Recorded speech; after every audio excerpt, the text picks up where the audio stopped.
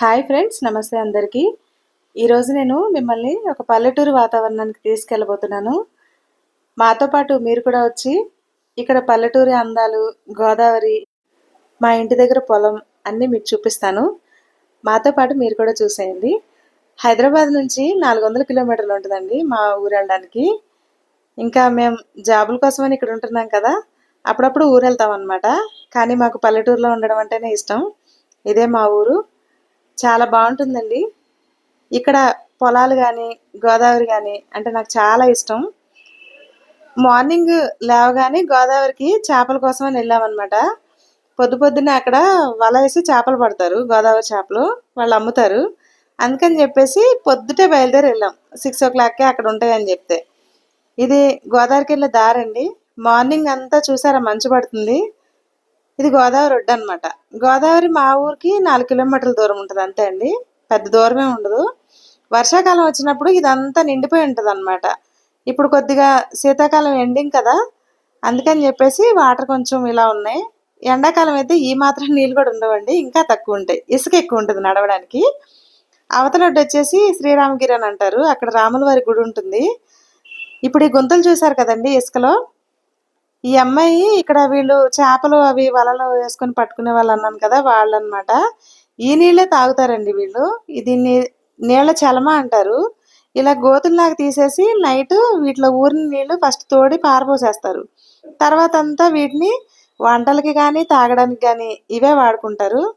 వాళ్ళకి health problems కూడా ఏమి రావు. ఇవి బాగుంటాయి నీళ్ళు కూడా, మేము కూడా తాగాము ఇలా.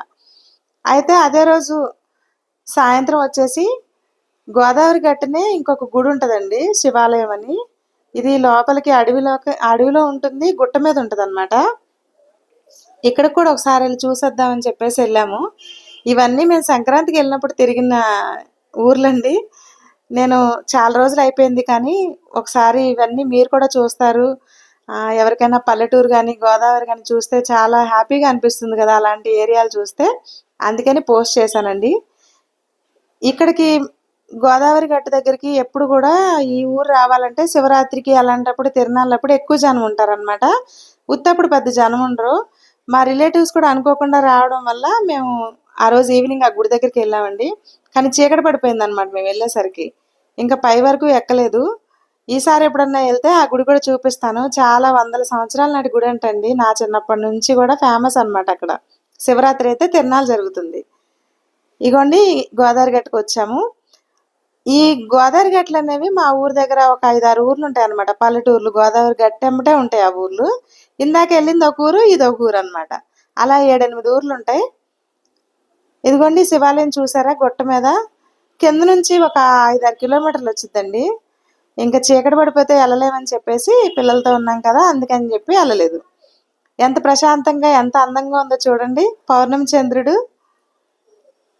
ఇగోండి ఇక్కడ షూటింగ్ లొకేషన్ ఎలా ఉంటుందో అంత బాగుంది చూసారా. మా పిల్లలు, మా హస్బెండ్ పడవ మీద ఎక్కి కాసేపు సరదాగా కాసేపు ఆడుకున్నారు. తర్వాత ఇంక మేము చీకటి పడిపోతుందని ఇంటికి బయలుదేరిపోయాం అనమాట. గుడి చూసారా ఎంత ఎత్తులో ఉందో. చాలా కాలం నుంచి ఉందండి అక్కడ గుడి. ఇంక ఇంతేనండి, మళ్ళీ ఇంటికి బయలుదేరిపోయాము. ఇక తెల్లారిన తర్వాత మళ్ళీ మేము ఇంకా ఇంటి దగ్గర ఇది మునగ చెట్టు ఉంటుంది అనమాట. మునగాకు తీసుకొచ్చుకొని నేను స్టోర్ చేసి పెట్టుకుంటానండి. ఆ వీడియో కూడా నేను పోస్ట్ చేశాను, ఒకసారి చూడండి. పౌడరు ఇవన్నీ మా అమ్మ జంతికలు అండ్ అరిసెలు చాలా వంటలు చేసింది, పిండి వంటలు, సున్నుండలు అవన్నీ. ఆడపిల్లలు ఇంటికి వెళ్తే తెలియదే ఉందండి, పుట్టింటి వాళ్ళకు ఉన్నంతలో ఎలా అయినా కానీ చేసి పెడతారనమాట. ఇవన్నీ రెడీ చేసి పెట్టుకున్న తర్వాత పొలం దగ్గరికి వెళ్ళాం. ఇది మా పొలం అండి. ఇక్కడ మా అమ్మగారు వాళ్ళు కూరగాయలు అన్నీ పండించుకుంటారు. మిరపకాయలు, నార్మల్గా మనం చిల్లీ పౌడర్ తయారు చేసుకునేవి కూడా పండిస్తారు. ఇగోండి బెండకాయలు, ఇవన్నీ మాకు ఇంట్లో కావాల్సి వచ్చి మేము కోసుకొచ్చుకుంటున్నాం అనమాట. ఊరు వెళ్ళినప్పుడు కూరగాయలు ఇంచుమించుగా 15-20 రోజులు సరిపడా కోసుకొచ్చుకుంటామండి. ఇవన్నీ బీరపాదులు, ఆనపాదులు అన్నీ ఉంటాయి. వాళ్ళకి సరిపడా వండుకుని తిన్న తర్వాత ఉన్నాయన్నీ ఇంకా వాళ్ళు అమ్మేసుకుంటారనమాట. అన్ని రకాలు పండిస్తారు. ఇది ఒక జీవనోపాధిలాగా ఉంటుందండి. మాదైతే వ్యవసాయ కుటుంబమే, మిడిల్ క్లాసేనమాట. ఈ బీరకాయలు అయితే అయిపోవచ్చినాయి.